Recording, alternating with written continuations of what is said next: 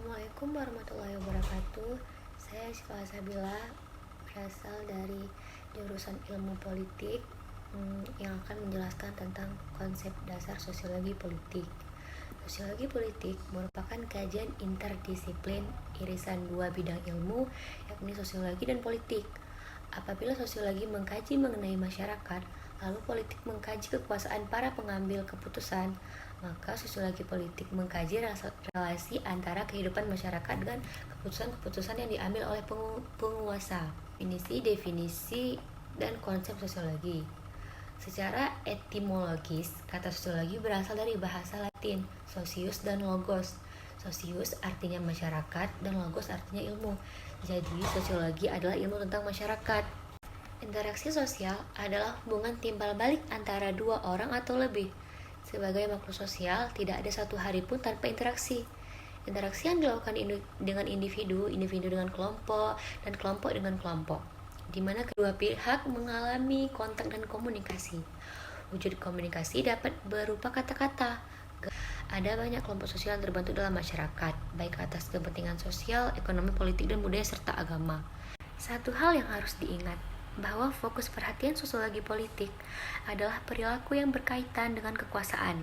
Perilaku politik haruslah ditempatkan sebagai proses ketika dalam masyarakat terjadi atau ditemukan usaha melakukan kontrol, monopoli, atau memaksa. Hubungan-hubungan sosial yang tidak simetris pada umumnya mempunyai muatan atau dimensi politik. Pertanyaan selanjutnya adalah mengapa hubungan asimetris memiliki muatan atau dimensi politik dapat tumbuh dan berkembang di tengah masyarakat. Ada sebagian masyarakat yang menganggap kondisi seperti itu sebagai suatu hal yang wajar. Hubungan-hubungan sosial yang tidak simetris sebenarnya bukan hanya karena lemahnya posisi kelompok tertentu yang dikuasai, tetapi juga akibat dari berkembangnya persepsi dan harapan yang telah diuraikan tadi. Persepsi dan harapan semacam itu disosialisasikan melalui lembaga-lembaga sosial yang ada dalam masyarakat, sehingga posisi kelompok yang berkuasa menjadi mapan dan kekuasaan yang ada pada agama yang lestari dan tidak mudah digubah. Titik pandang sosiologi politik. Titik pandang di sini artinya adalah pendekatan atau metode yang dipakai oleh para ahli sosiologi politik untuk mempelajari masalah-masalah yang menjadi objek perhatian mereka. Nah, biasanya tuh mereka belajar tentang kayak pertanyaan tersebut tuh yang kondisi-kondisi apakah yang menimbulkan tertib politik atau kekacauan politik dalam masyarakat. Mengapa sistem-sistem politik tertentu dianggap sah atau tidak sah oleh warga negara? Mengapa sistem-sistem politik tertentu stabil sedangkan yang lainnya tidak? Dan juga mengapa ada pemerintahan yang demokratis dan mengapa ada yang totaliter? Mengapa pula ada pemerintahan yang merupakan kombinasi antara keduanya? Faktor-faktor apa yang menyebabkan variasi pada sistem kepartaian, taraf partisipasi politik, dan angka rata-rata pemilihan suara?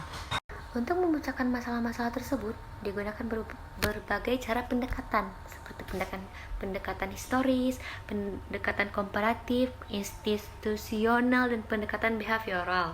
Nah, dengan cara ini tuh kita bisa menemukan bagaimana jawaban-jawaban mereka atas permasalahan-permasalahan yang kita hadapi. Definisi kekuasaan. Kekuasaan adalah kemampuan untuk menguasai atau mempengaruhi orang lain untuk melakukan sesuatu. Kekuasaan juga diartikan kemampuan mengatasi perlawanan dari orang lain. Sumber-sumber kekuasaan. Sumber-sumber kekuasaan yang dimiliki oleh individu maupun kelompok adalah yang pertama, kekuatan militer, dimiliki oleh polisi atau mampu mengatasi kekerasan kriminal. Yang kedua, kekuatan ekonomi, seperti tanah, modal yang dapat menguasai tenaga kerja. Unsur-unsur terbentuknya kekuasaan tertinggi dalam negara. Yang pertama, adanya kepentingan dan dorongan untuk menciptakan ketertiban sosial. Yang kedua, perebutan kekuasaan oleh kelompok oposisi atau bergabung membentuk koalisi. Yang ketiga, keinginan untuk mempertahankan integritas kelompok.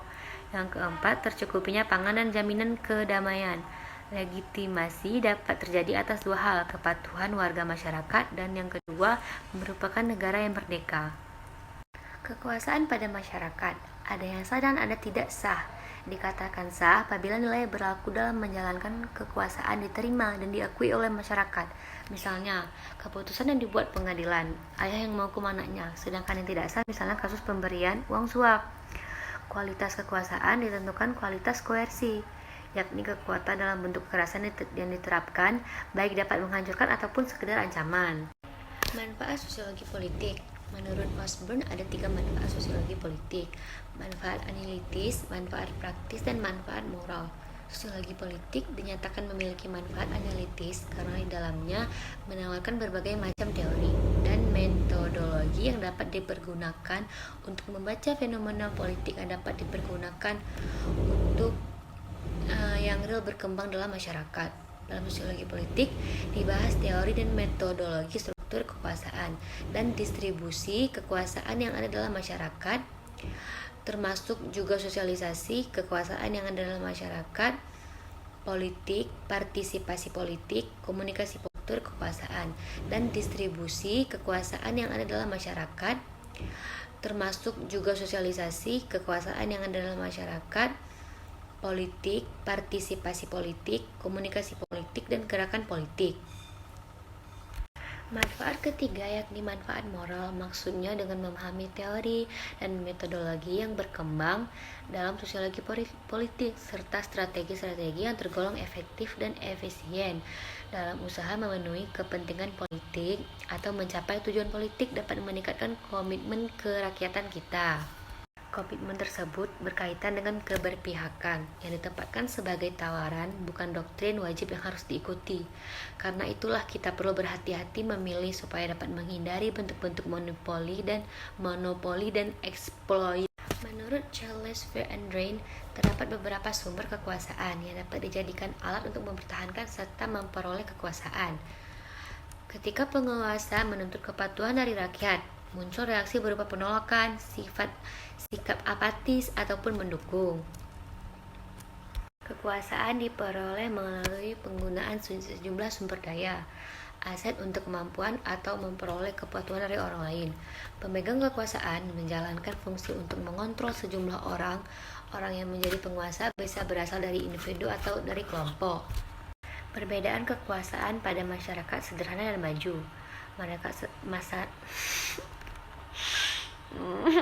Perbedaan kekuasaan pada masyarakat sederhana dan maju.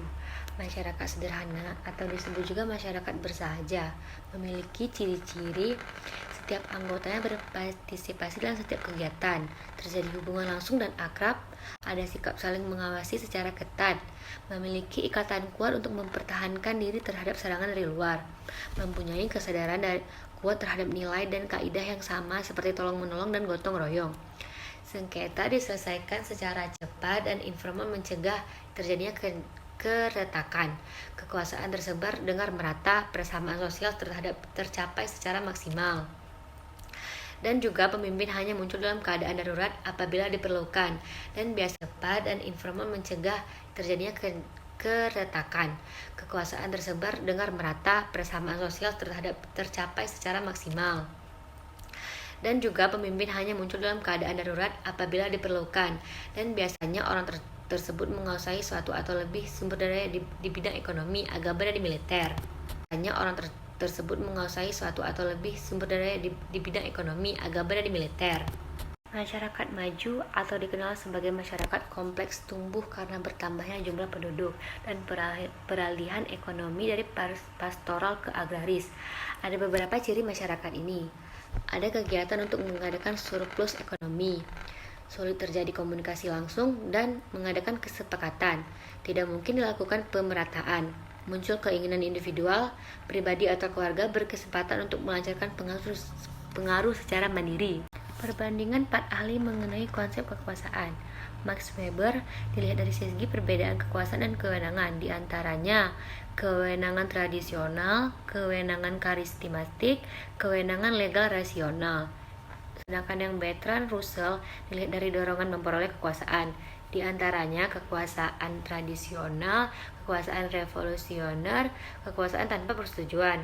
Kalau yang Charles V. Andrein dilihat dari memperoleh kekuasaan melalui sumber daya kekuasaan, di antaranya sumber daya fisik, sumber daya ekonomi, sumber daya normatif, sumber daya personal.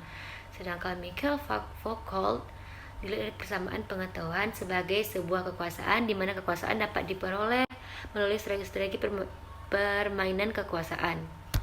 Struktur kekuasaan dan aksi, karakteristik pembanding, ciri-ciri. Struktur kekuasaan luas, pemisahan berbagai struktur kekuasaan, kesempatan membentuk asosiasi volunteer, terdapat mobilitas dalam struktur kelas. Sedangkan struktur kekuasaan ketat, penyatuan tunggal struktur kekuasaan, larangan membentuk asosiasi mandiri, dan mobilitas sosial sangat terbatas. Sedangkan struktur kekuasaan ketat, penyatuan tunggal struktur kekuasaan, larangan membentuk asosiasi mandiri, dan mobilitas sosial sangat terbatas. Negara mempunyai otonomi terbatas. Lembaga dan pemerintah mempunyai kekuasaan politik tersendiri dan dapat menuntut legitimasi dari masyarakat. Negara mempunyai otonomi yang luas, memiliki kekuasaan mutlak dalam hal tanah, izin menikah sekaligus menjadi panglima perang. Negara menjalankan birokrasi, kekuasaan dijalankan atas dasar tradisi, kepercayaan, mitos. Kekuasaan, tidak meratanya distribusi kekuasaan karena sebaran kekuasaan. Permusyawaratan umum antara masyarakat dengan pemerintah dapat merubah haluan negara, termasuk memilih perwira angkatan perang melalui badan permusyawaratan. Pusat kekuasaan terbesar pada raja beserta keluarga, bangsawan, gereja, dan pengusaha yang berada di pusat perkotaan seperti Yunani kuno, AS, Athena, dan Eropa. Sedangkan yang satu lagi yaitu konsentrasi kekuasaan pada ekonomi, militer, politik, pendidikan, dan propaganda. Kekuasaan politik menguasai kekuasaan ekonomi seperti sarana produksi, barang-barang konsumtif, upah maupun harga. Kekuasaan politik menguasai kekuasaan militer, pengendalian kekerasan angkatan bersenjata, polisi, dan teroris. Jadi kesimpulannya itu kayak kesepakatan nilai-nilai tradisional memungkinkan terjadinya perubahan sosial dan juga monopolistik, mutlak, dan manipulatif.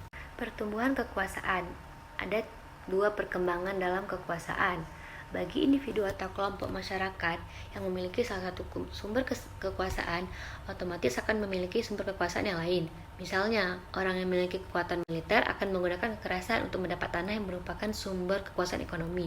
Begitu juga dengan orang yang dipercaya memiliki kekuatan gaib, baik dengan secara halus maupun dengan kekerasan, yang mampu untuk menguasai sumber kekuasaan ekonomi. Kehadiran seseorang atau sekelompok masyarakat yang memiliki sumber dan struktur kekuasaan lambat laun akan memunculkan kekuatan oposisi untuk menentang stabilitas masyarakat yang diciptakan pemimpin tadi. Kekuasaan kelompok oposisi tadi dapat semakin kuat. Ini yang bisa saya sampaikan. Lebih dan kurang saya mohon maaf. Assalamualaikum warahmatullahi wabarakatuh.